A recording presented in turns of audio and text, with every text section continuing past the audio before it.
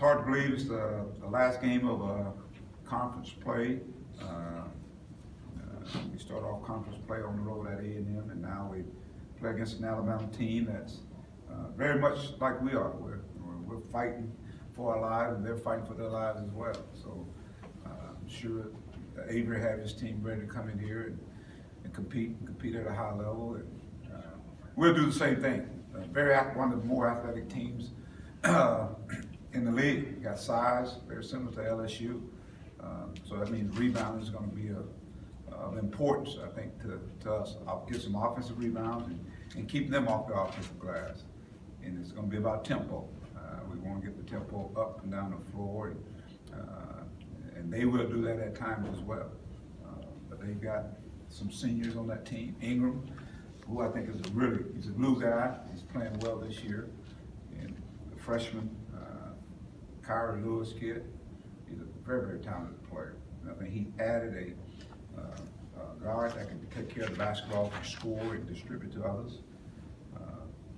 Dante Hall, we all know what he brings. A guy of size that's super athletic, block shots, rebound, an exciting player.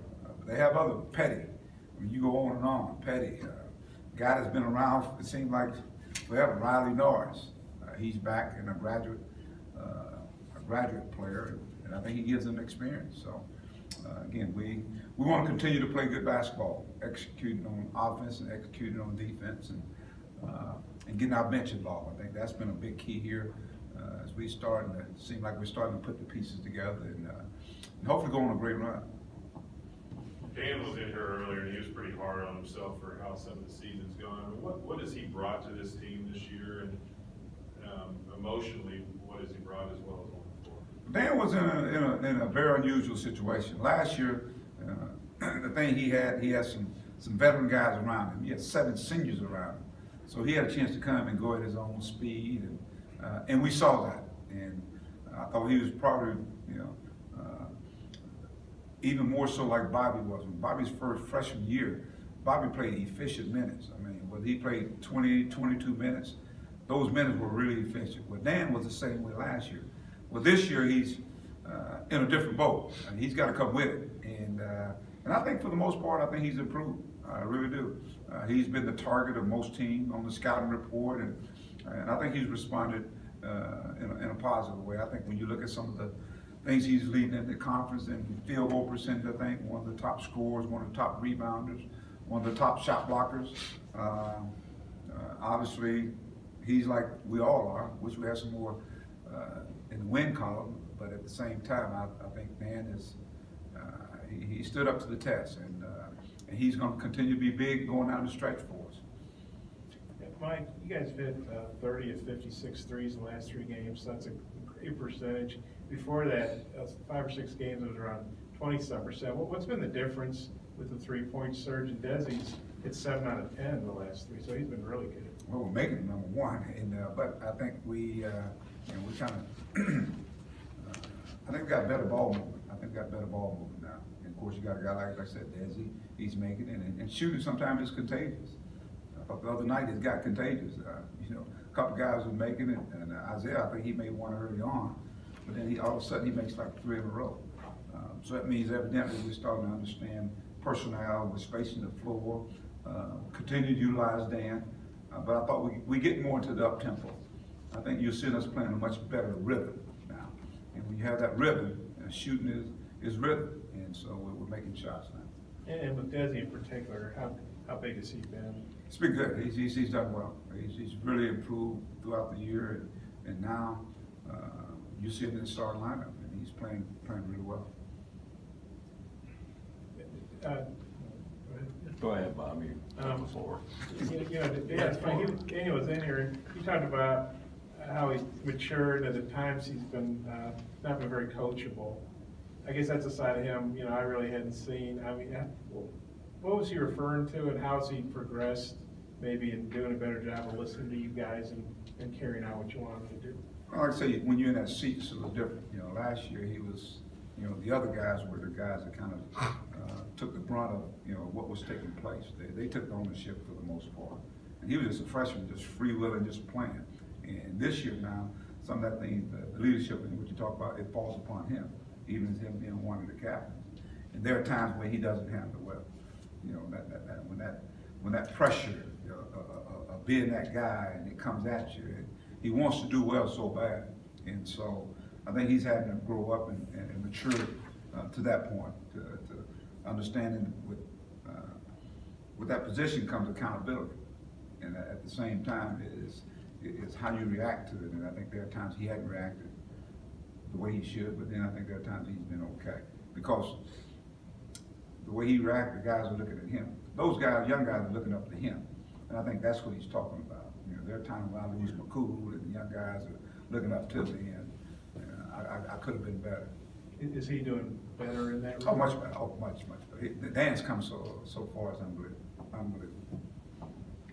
Yes, this is Dave England's last game in Walton Arena, or at least as trainer, and I guess also, do you have any comment about the naming of the court after Nolan? Well, first, with Dave, I think this is like 36 years of being here, whether he was a graduate assistant or, that's hard to believe. You know, no one's been a trainer in this building for any game other than Dave England. That's something he could, you know, in 25 years, no one else has been the trainer here. And so that tells you the longevity, and Dave is a trooper. I tell you what, just think, I left and I came back, he's still here. And but he's so important in all the success we've had, because he's the guy that, he has the ear of those guys. He gets to, it's amazing, the trainer gets to know these guys in an intimate way. And I think the beauty of it is, Dave being a part of our team, our staff, I mean, he helps balance it, you know, with our kids. They come at, they got emotional stuff going on. It may not even have to do with basketball. And Dave sometimes is that friend that you need away from basketball. And but he's, you know, when you talk about, you know, injuries that we've had, guys have come back stronger and better, and a lot of that attributed to Dave England. I mean, it's remarkable, and it's hard to believe that it's going to be his last game, but he'll still be around here. And when you talk about, you know, obviously with Coach Richardson, I think that'll be an unbelievable honor, you know, to have the court named after him, and that's something I'm sure a lot of people are looking forward to, and hopefully it moves in that direction and continue to move in that direction. I'm excited for him. I think what he's done, not many people has done that. It boggles my mind, because I've been so close to it. You know, when you win a national junior college championship, you win a NIT championship, and then you come here and you win a national championship. Not many people have done that, and to have someone that has served in this capacity here at the University of Arkansas, been a great ambassador for the university. I mean, wherever you go, 40 Minutes to Hell, you see the documentary, you talk about Razorbacks, Nolan Richardson names comes up. He's in both Hall of Fame, he's in the Naismith Hall of Fame coach, and he still lives here. He still lives here. I always say sometimes, you know, when I need to go and talk some basketball, I can just go right down the street here, and I get a chance to talk to a legend, and that's what he is, a true legend. Mike, I know in 2013 you didn't have any seniors. As far as you know, is that year and this year the only time you haven't had seniors to honor in their last home game in your coaching career? Yes. So, I mean, what's that like? I mean, I know Vandy only had one guy the other night, but, you know, this is traditionally senior night, and you know, you don't have any seniors, so it's really not senior night, you know? Well, it's the last game night. How about that? You know, senior night. It's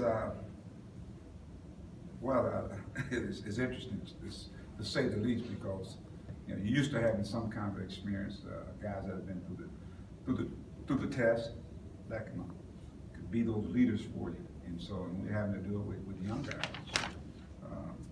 I think that's a credit to our young guys and to our coaching staff for even keeping these guys on the same page as we get to this part of the season.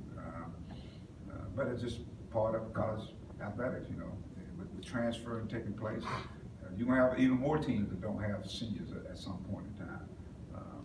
But as, beginning of the year, I talked about, I'm looking forward to it and cultivating and shaping this team, and I still think we hadn't played our best basketball, so hopefully we get to that point right now with this young team.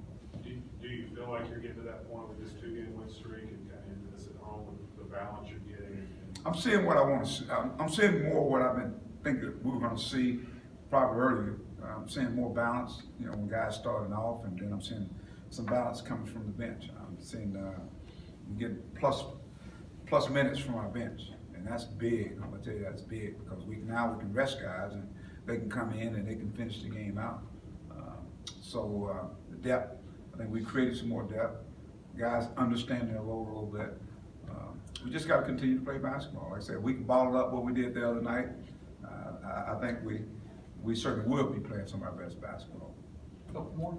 Mike, have you thought about this being Daniel's last home game? I mean, we don't know what's going to happen for sure, but a lot of speculation. He could be a high draft pick. Have you thought about this being his last home game? No, I really haven't. I've been so in tune to just getting this team to play at a high level that it hadn't even dawned on me. You know, I'm thinking about Daniel, I'm thinking about Adriel, I'm thinking about all of them. And so I hadn't thought in that sense there. Just look at this as being the last game of the conference. And then, of course, we go into the next season, and that's where everybody's record is 0-0. So that's been my primary focus. But you know, when the season's over with, we'll sit down with Dan and like we did last year, kind of assess and see where we are and move forward, move accordingly. And you know, he's obviously gotten a ton more attention, like we talked about. How do you think he's improved this season? And you know, he had a jumper the other day. I think he was saying it was the first one he'd taken since Indiana. Does he take those in practice, or would you like to see him maybe shoot, you know, not 3-pointers, but maybe shoot a few more jump shots, 12 or 15 feet or whatever? We've talked about that. We discussed that, Dan and I, just stepping out, taking some shots. Because he's got a nice touch, and but obviously he likes to get closer to the basket. But he's going to have to be able to step up and knock shots. He can. He has a nice touch. You can see that he has a free throw line. He may not be making them, but he got a nice touch. But he got a nice little stroke out there, and I think he can do it even more. You know, and then what it's going to do is continue to open up the floor. And but I think his game has really developed from last year. And he's putting the ball on the floor. You saw it the other night. I mean, he took about 2 or 3 dribbles trying to get to the hole. One time he left from the free throw line, I think. I wouldn't advise that, but he was putting the ball on the floor and making plays, making great passes out of the double teams. He don't foul as much. If you think about it, he's been walling up on people a lot more. I think he's really improved. I think he's matured. I think he's played more minutes, without a doubt. But I think his development, you can see it. I mean, he's just oozing with so much potential. When you're talking about a big guy that can get up and down the floor like that, block shots. He can guard a guard. He can get out there and guard guards. So, but I think his best basketball continues to be in front of him. All right, thank you guys.